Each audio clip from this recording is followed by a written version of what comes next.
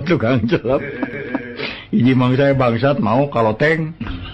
Berenang loteng nate bobo. Janela nate kusena rusak.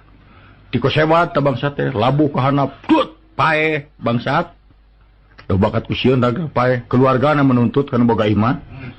Tidak ridho ini sampai meninggal, terpaksa dilaporkan ke pengadilan. Ku pengadilan akhirnya nu boga imah ieu kudu digekum gantung supaya paek sarua. Ceuk nu boga imah ulah nyalahkeun sim kuring galin saya nu salah mah. Anu salah mah tukang kai anu nyieun kusen ieu. Teu balik nyieunna matak jelema ti soledat. Dipanggil tukang kai, sia kudu digantung. Cek tukang kai tong nyalahkeun abdi. Tah awe tatangan nu baju oranye. Lantaran katempos yang ngaganggu ieu. Aya wae awewe eta teu make baju oranye. Awen baju oranye dipanggil, sia kudu dihukum gantung.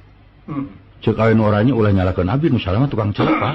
Nah, abdi pan hayang baju teh saresna oranye, hayang hejo, nah nganu dicelep oranye. Tukang celep dipanggil, sia kudu digantung. Bantah ka itu ka dieu, eueuh alasan terpaksa kudu digantung. Digantung ai teh algojon teh jelema belegu. Tukang celep na jangkung, ai tihang gantunganna penek. Atuh teu ngagantung teh pae-pae. Cek hakim geus dihukum we. Hese Pak cenah. Nah, jangkung teuing nya jelemana. Ai sia bodo-bodo teuing, neangan tukang celep penek. Tukang celep penek keur nyelep, hayo milu we. Naon? Digantung sia. Naon dos abdi penek sia. Barang geus digantung teh. Atos tuh. Adil karo saudarana adil. Nah, pada eta alasan nabi naon maka dihukum penek sia.